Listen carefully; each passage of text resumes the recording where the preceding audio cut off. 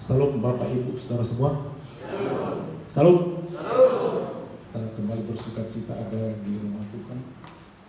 Kita akan nikmati firman Tuhan dari Injil Lukas pasal 15. Injil Lukas pasal 15 ayat 11 sampai ayat 32.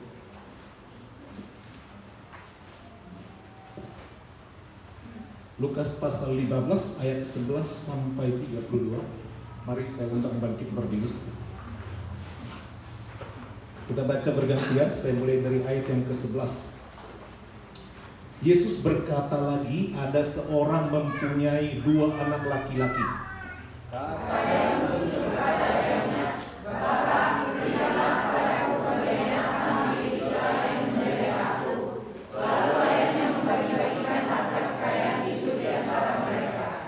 Beberapa hari kemudian anak bungsu itu menjual seluruh bagiannya itu, lalu pergi ke negeri yang jauh. Di sana ia memboroskan harta miliknya itu dengan hidup berfoya-foya.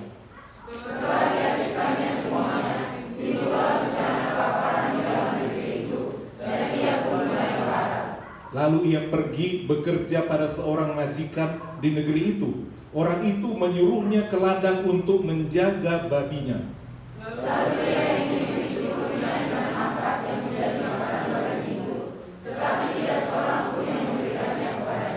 Lalu ia menyadari keadaannya, katanya, betapa banyaknya orang upahan Bapakku yang berlimpah-limpah makanannya, tetapi aku di sini mati kelaparan.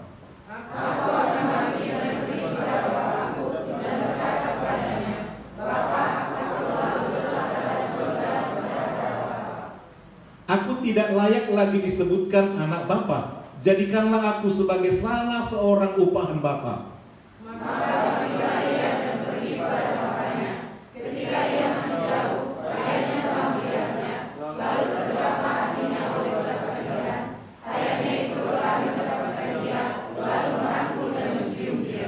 Kata anak itu kepadanya, Bapa, aku telah berdosa terhadap sorga dan terhadap Bapa. Aku tidak layak lagi disebut anak Bapa. Tetapi ayah itu berkata kepada hamba-hambanya, lekaslah orang jubah yang terbaik, pakaianlah itu kepadanya, dan kenakanlah cincin pada jarinya, dan sepatu pada kakinya. Dan ambillah anak lembu tambun itu, sembelihlah dia, dan marilah kita makan dan bersuka cita. Sebab anakku ini telah mati dan menjadi hidup kembali. Dia telah hilang dan dapat kembali. Maka mulailah mereka bersuka cita. Tetapi anaknya yang sulung berada di ladang, dan ketika ia pulang dari dekat ke rumah, ia mendengar bunyi seruling dan nyanyian tari-tarian.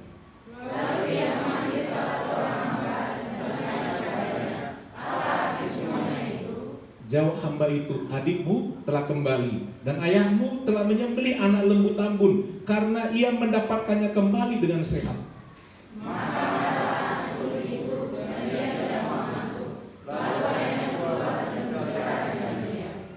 Tetapi ia menjawab ayahnya, katanya, telah bertahun-tahun aku melayani Bapa dan belum pernah aku melanggar perintah Bapa. Tetapi kepadaku belum pernah Bapa memberikan seekor anak kambing untuk bersuka cita dengan sahabat-sahabatku.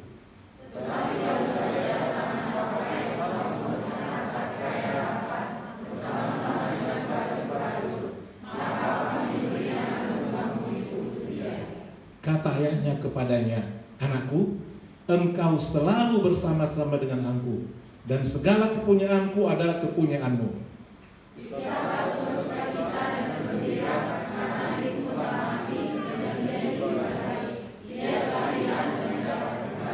Puji Tuhan.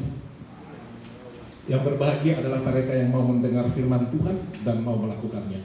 Saudara, dalam kisah ini kita melihat bagaimana kasih seorang ayah terhadap anak-anaknya. Ini hanya ilustrasi, bukan kisah nyata. Satu cara Tuhan untuk mengajar orang Farisi dan ahli Taurat. Mereka orang Farisi, orang pilihan keturunan Yahudi.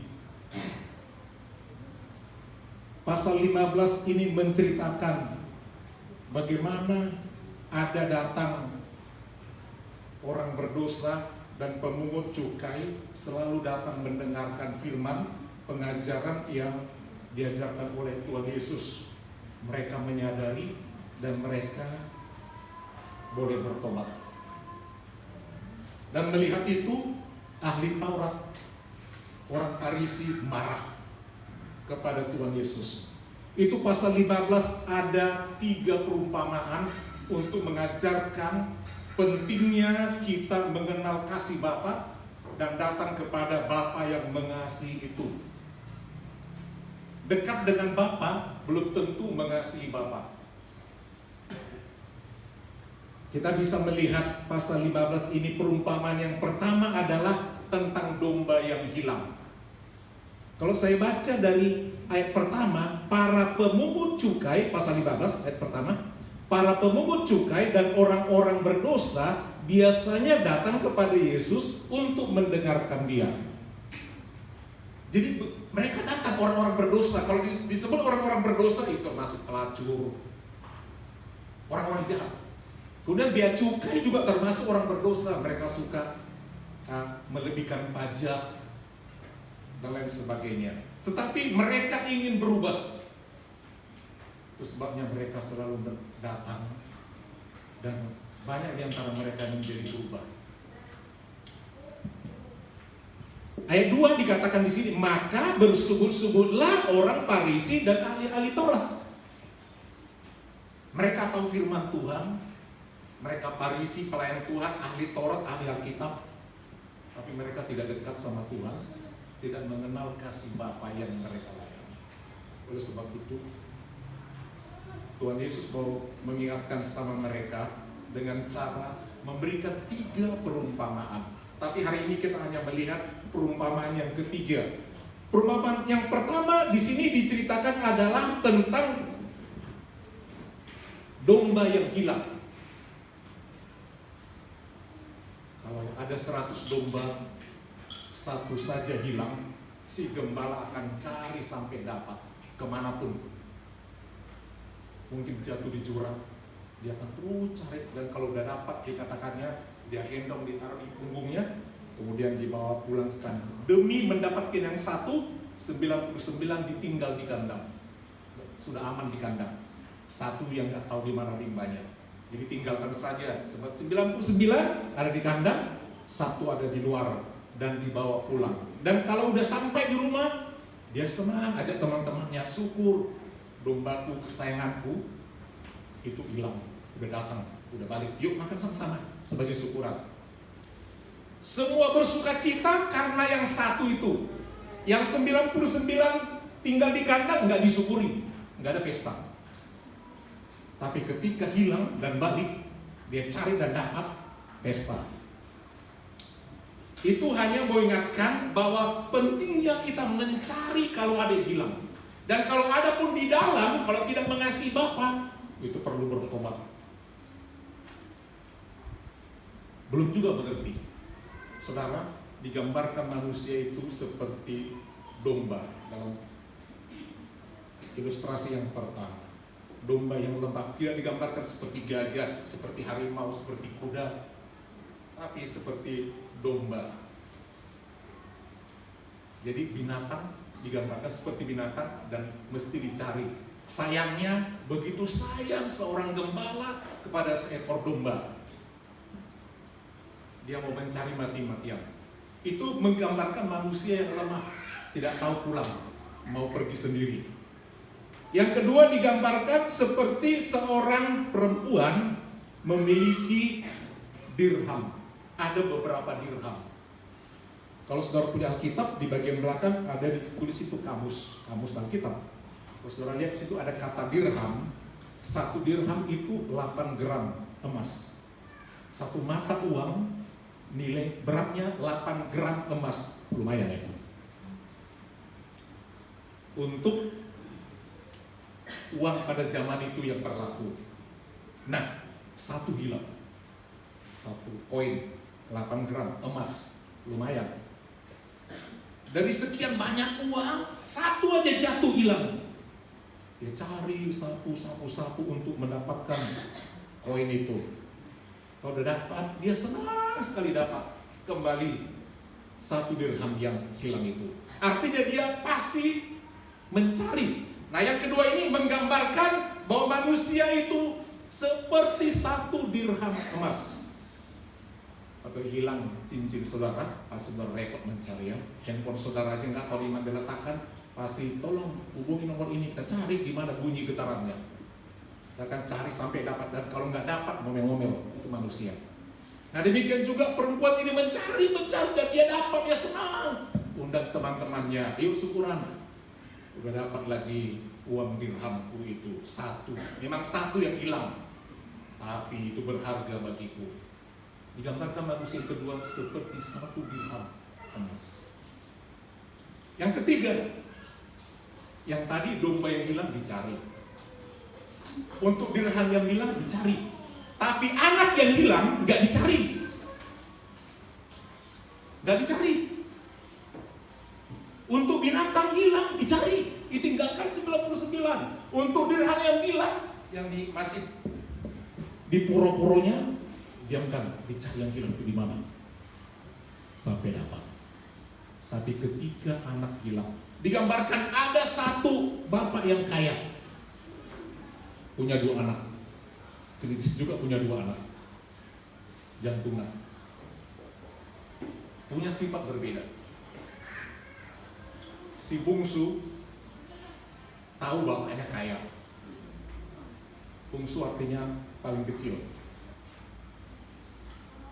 Satu kali dia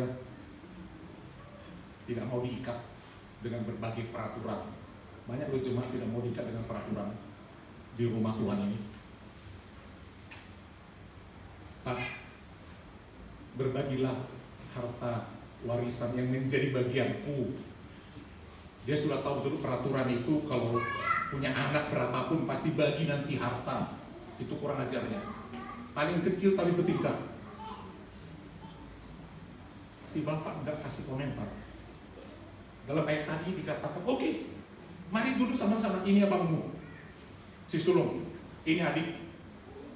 Itu ada peraturannya sama si abang berapa menurut adat Yahudi, lain lagi adat Batak. Dibagi. Ini, kau tanah yang sana. Dari semua harta ini 2/3 bagianmu. Itu adat Yahudi untuk si kecil. Si bungsu. Tidak lama kemudian dalam bacaan tadi, enggak lama baru dia pegang, oh yang sana itu ladang aku, yang kelapa sawit sana, sawit punyaku. Oh yang sana ada sawah, punyaku. Yang sana punyaku. Wah, ngapain tinggal terus sama bapak?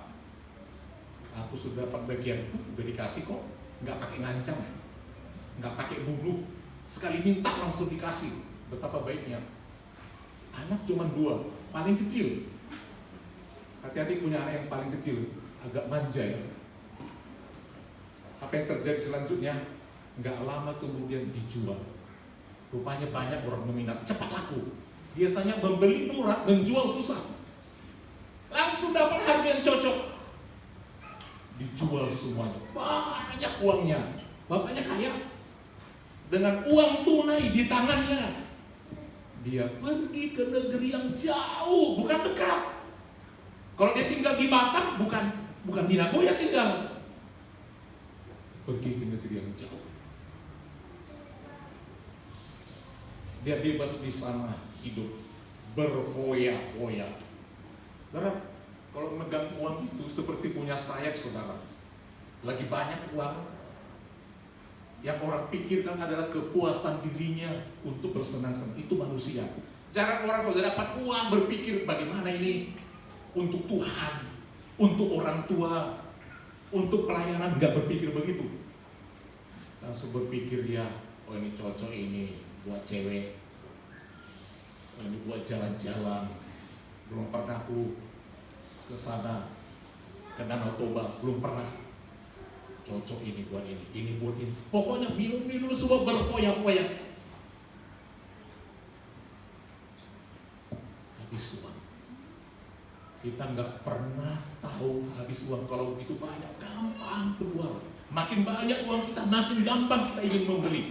Kalau saudara punya banyak uang, langsung saudara berpikir, ini apa yang paling cocok aku beli? Handphone kah? Motor kah?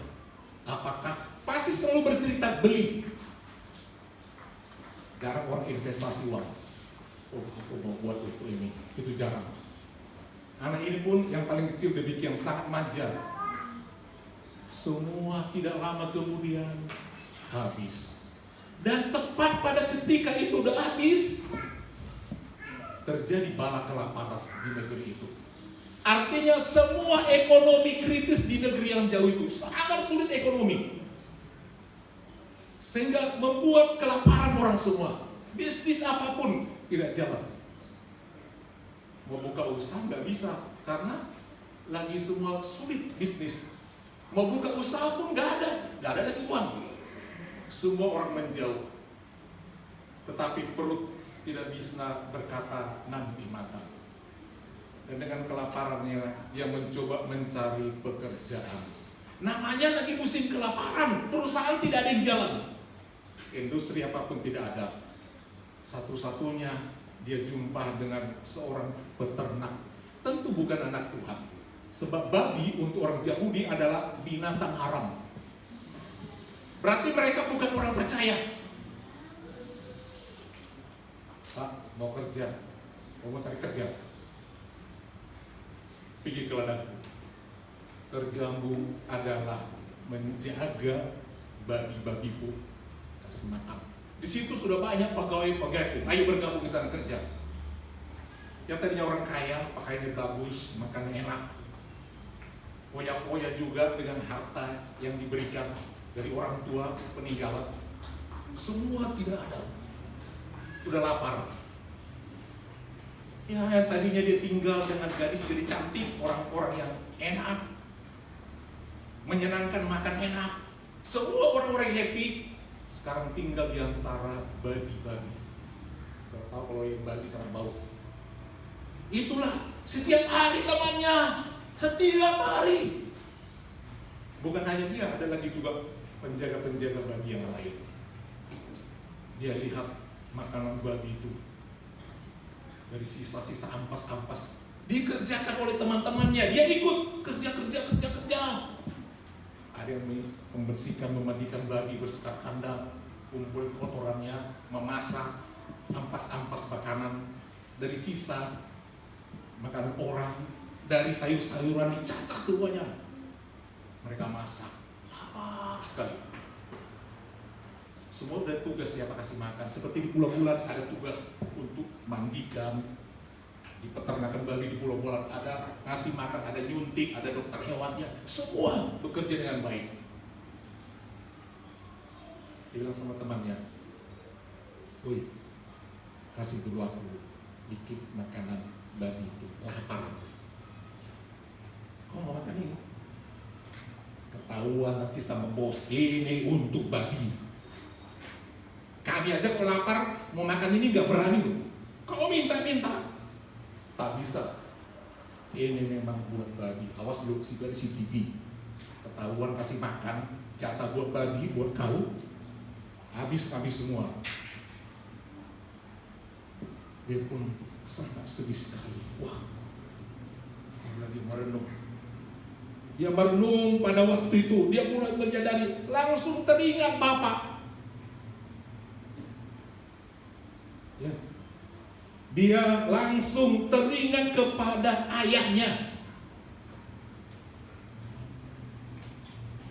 Apa yang dilakukan pada waktu itu? Waktu dia merenung teringat, di rumah bapakku, karyawan-karyawannya makan enak-enak.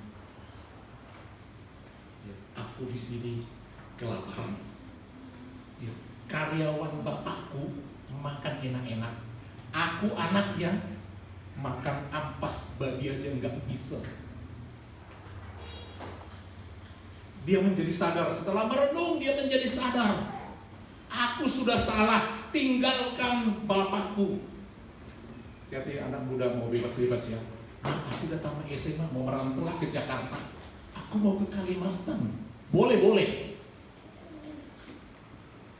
Tapi kalau menjadi bebas di sana, hati-hati.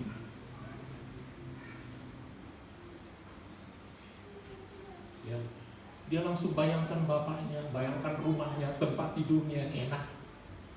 Ketika lapar, ada pembantu yang ngasih makan. Mau ini semua ada, pakaian hangat ada. Di sini aku mau tidur pun dekat dengan babi. Mau makan nggak ada. Begitu nyamuk, langsung dia berkata, aku harus bangkit.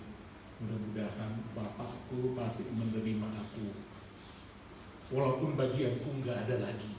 Semua bagianku udah nggak ada lagi. Mau tinggal di rumah itu mesti tidak layak. Aku tidak mungkin tinggal di situ karena bagianku udah aku ambil. Itu bagian bapakku dan juga abangku, si sulung. Bagianku udah nggak ada lagi. Jadi bagaimana ya?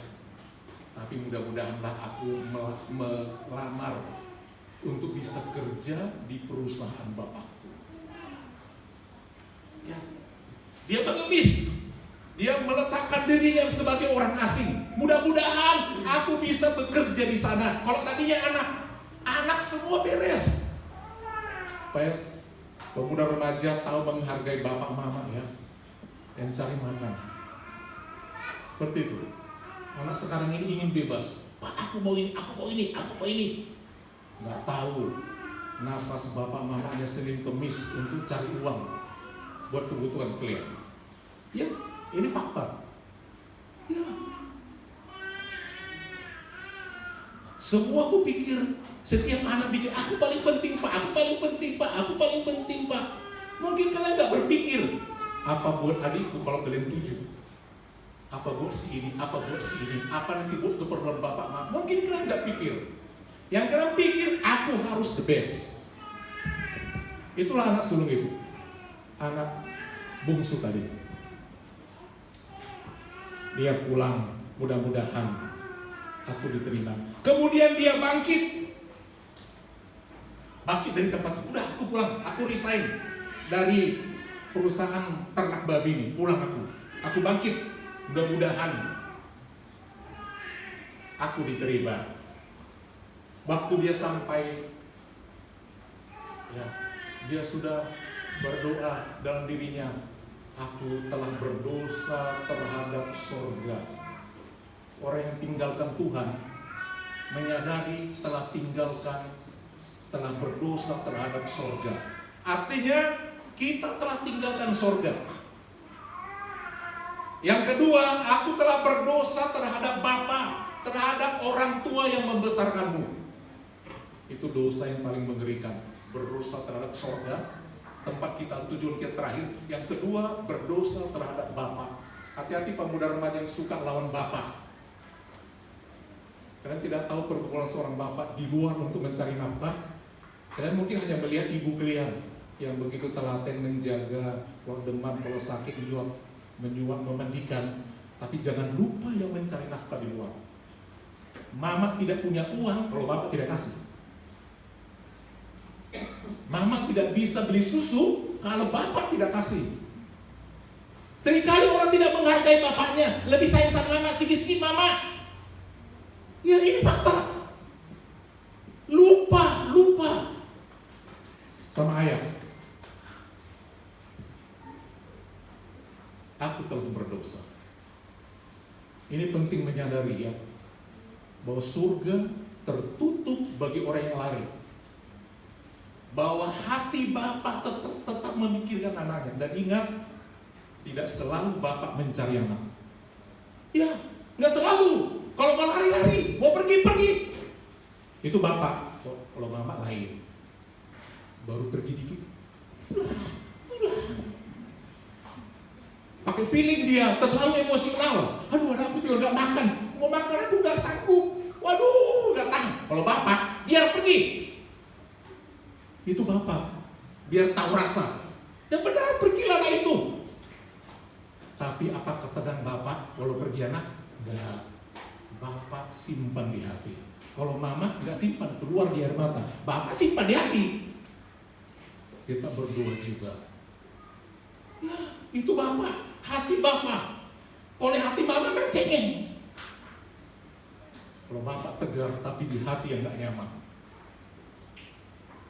Dia tetap berharap dia datang. Berharap dia datang. Dan benarlah si anak itu datang.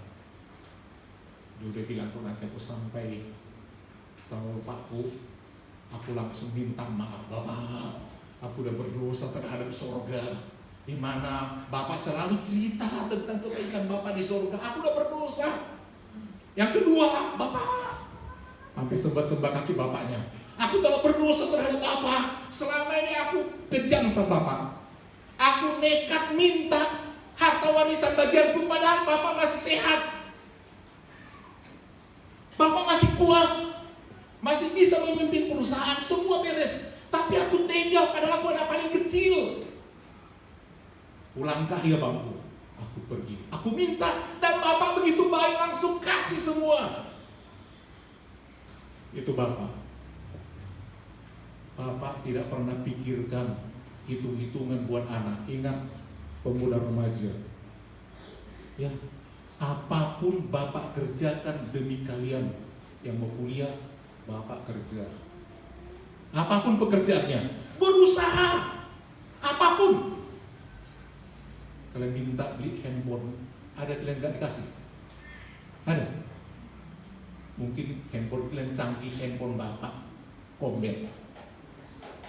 Ya, mungkin kalian baju kalian bagus, Bapak bisa bertahun-tahun ganti-ganti.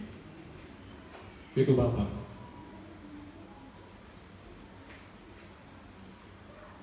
Dan waktu pulang sampai di bapaknya masih jauh.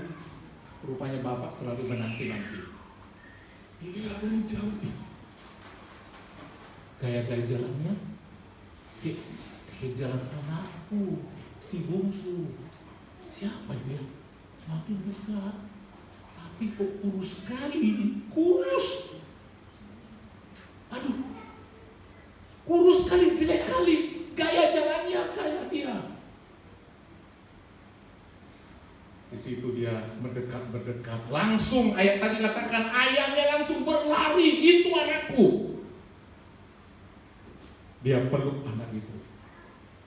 Dia enggak katakan, anakku tidak mandi, tidak ganti baju sekian bulan, tidak makan, bau, banyak kuman, banyak virus, bisa aku kena. Tidak ada seperti itu. Dan anak itu pun mengatakan, aku telah ini, aku telah ini. Bahkan dia sudah berencana tadi katakan, aku akan bilang kepada Bapak kalau nyampe, aku akan bilang, terimalah aku menjadi pegawai Bapak.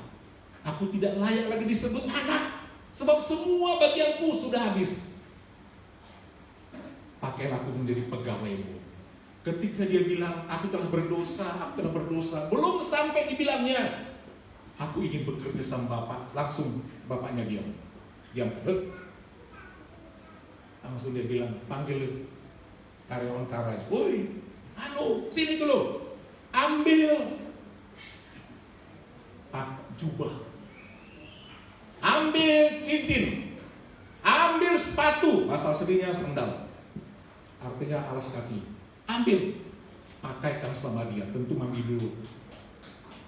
Kemudian ambil lembu tambun yang terbaik, itu kalimat itu dikatakan. Jadi tunjuk itu yang terbaik.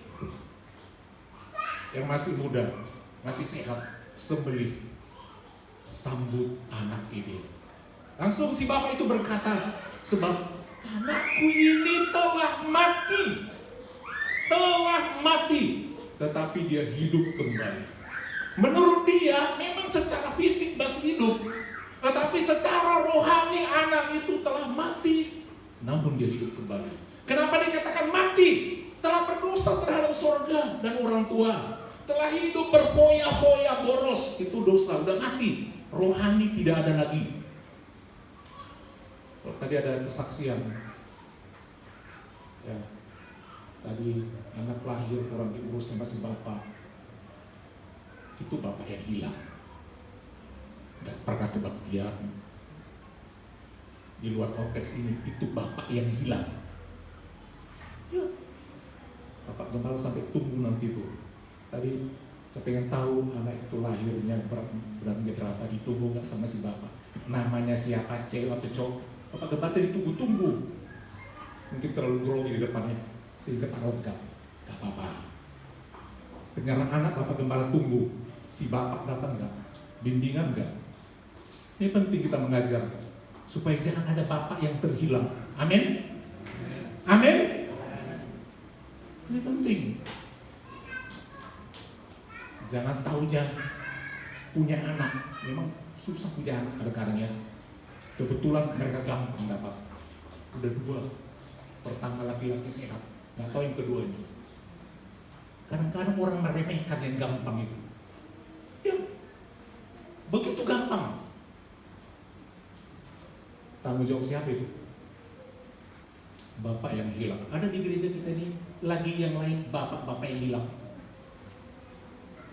Ayo pulang. Supaya anak-anakmu pulang. Ya, hati-hati. Berdosa terhadap surga dan berdosa terhadap Bapa di surga. Disambut dengan meriah. Itulah yang menyukakan hati Bapa di surga. Kalau ada orang pulang apapun berantakannya, pulang sebelum berpulang ke rahmatullah. Amin. Ya, sebelum pulang ke sana, pulang dulu ke gereja, pulang dulu melayani, memperbaiki diri. Di sini ada Bapak rohani. Amin, Bapak Ibu. Itu mengarahkan kita sebelum ke rumah Bapak di surga. Bapak di surga mendidik kita melalui firman Tuhan yang disampaikan oleh para hamba-hamba Tuhan, pelayan-pelayan Tuhan, pengkhotbah. Itu cara Tuhan. Ya, seringkali orang meremehkan seorang hamba Tuhan. Tuhan masih berbicara melalui tangan hamba-hamba Tuhan di mana-mana, bukan hanya di sini. Itu hamba Tuhan. Jadi saudara, mari kita mengingat. Banyak orang tidak menghargai Tuhan melalui tidak menghargai hamba Tuhan. Ya, banyak orang, mereka tidak tahu bahwa tidak menghargai itu bukan mau minta dihormati, bukan. Tapi kita harus tahu, seperti tadi ilustrasi tadi dari Tuhan Yesus, mengasihi Bapaknya yang baik itu menggambarkan kasih Bapa. Mengasihi, menghormati seorang gembala itu seperti menghormati Bapa. Gambaran yang kita lihat, itulah Bapa rohani saya. Seringkali kelihatan jemaat sangat meremehkan. Pikir kita sayang kepada Tuhan, tapi tidak menghormati hamba Tuhan. Hati-hati.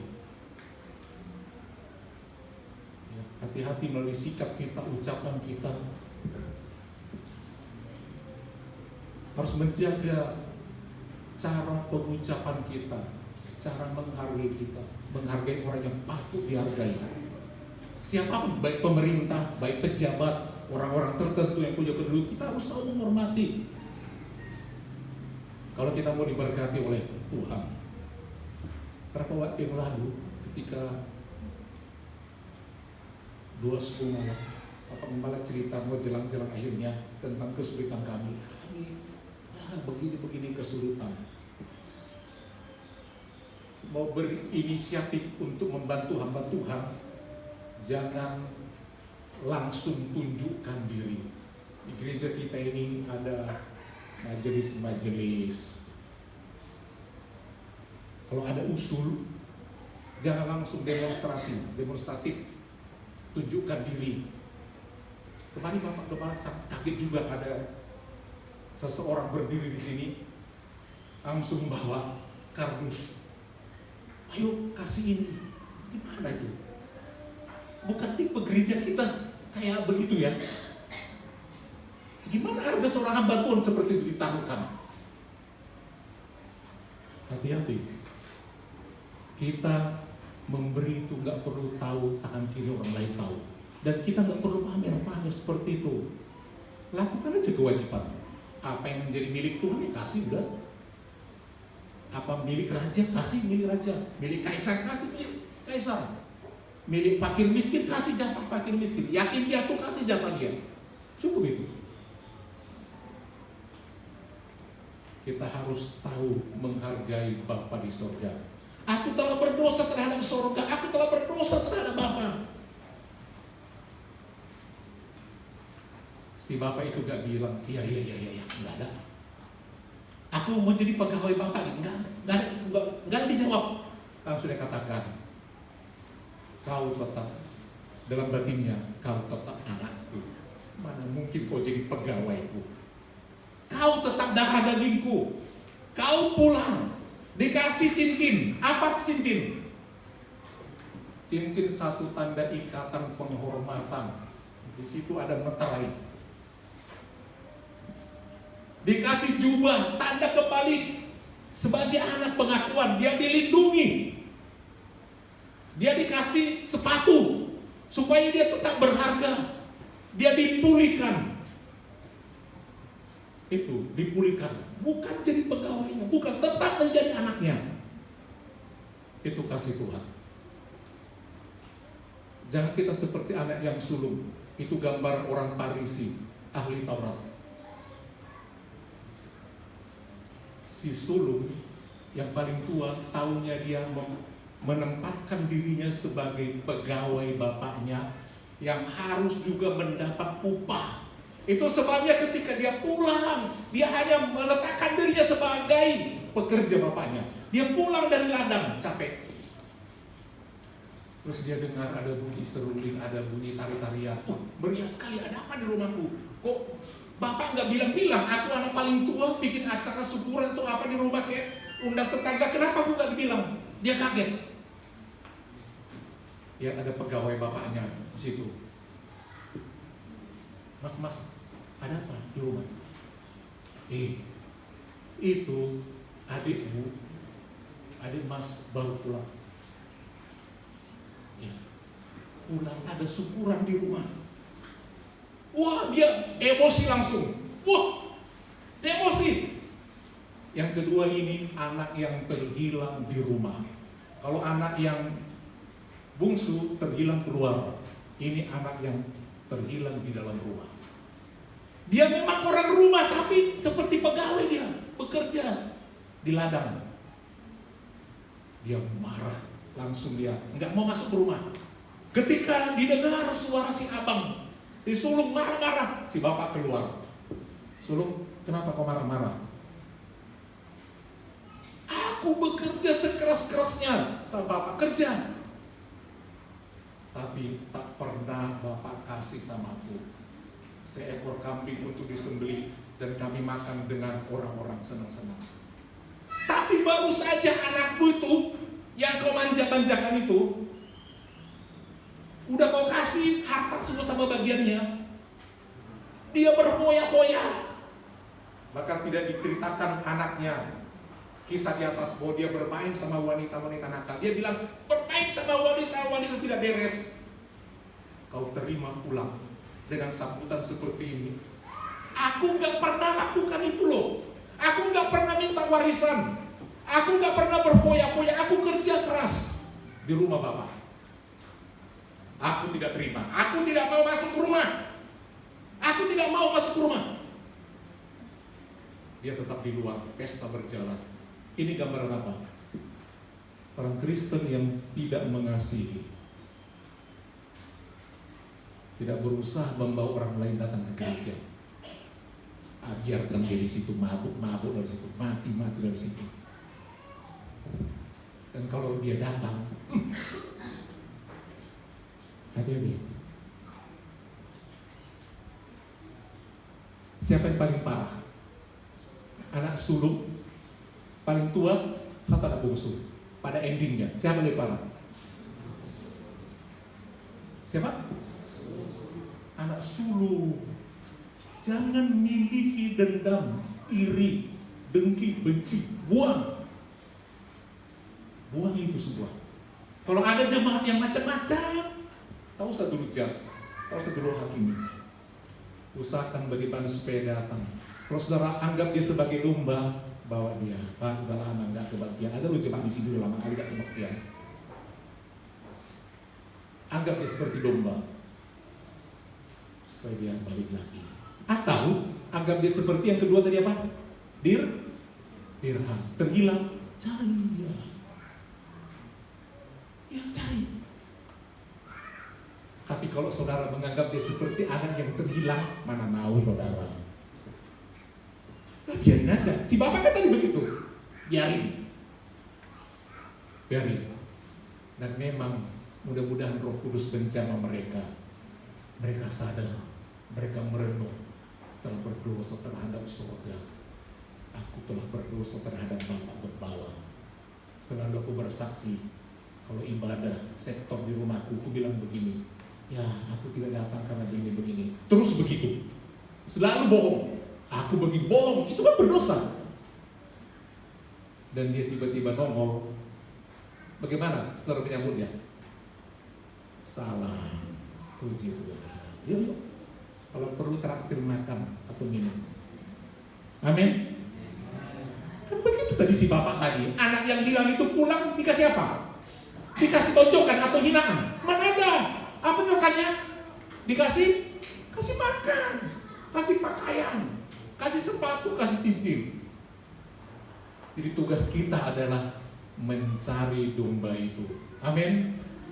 Mencari dirham yang 8 gram itu. Mencari anak itu. Kalaupun si bapak tadi gak mencari, dia menyuruh kita yang cari. Mungkin lagi capek si bapak. Amin Bapak Ibu.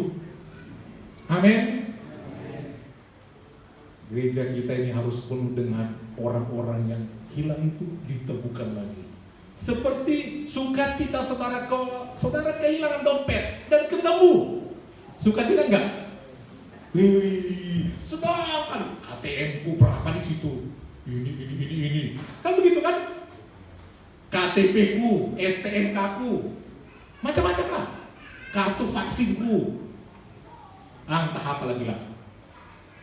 Surat-surat penting. Senang sekali kalau menemukannya. Jadi mari kita seperti kasih Bapa itu ada sama kita. Carilah mereka.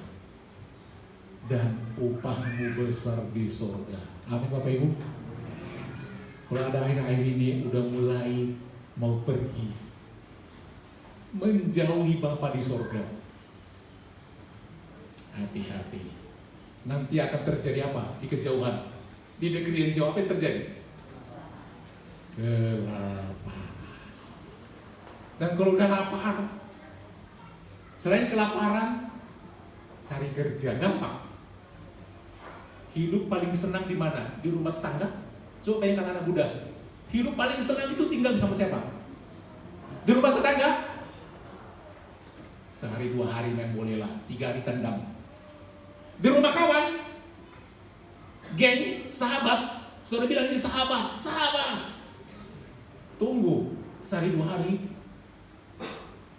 Di rumah family, itu sebabnya kalau orang datang merantau, ya sehari 2 hari sama family tinggal enak lah. Udah itu pasti minta kos. Iya Pak ya? Ini fakta. Jadi sebenarnya yang paling enak tinggal sama siapa? Sama mertua. Sama siapa? Orang tua. Tak ada yang lebih indah daripada tinggal sama bapak. Ya. Itu sebabnya kalau mama bapak udah nggak ada, berat mau pulang kampung. Ada lagi yang menarik mau pulang kampung? Ada. Berpikir, mending buat anakku, mending beli ini ongkos. Itulah manusia. Tak ada yang lebih indah daripada dekat sama bapak. Hormati ayah ibu. Ya. Supaya aduh Pak. Anak sekarang ini mau bebas-bebas loh. Ingin sehat-sehat. Hormati. Mari kita bangkit berdiri Bapak Ibu.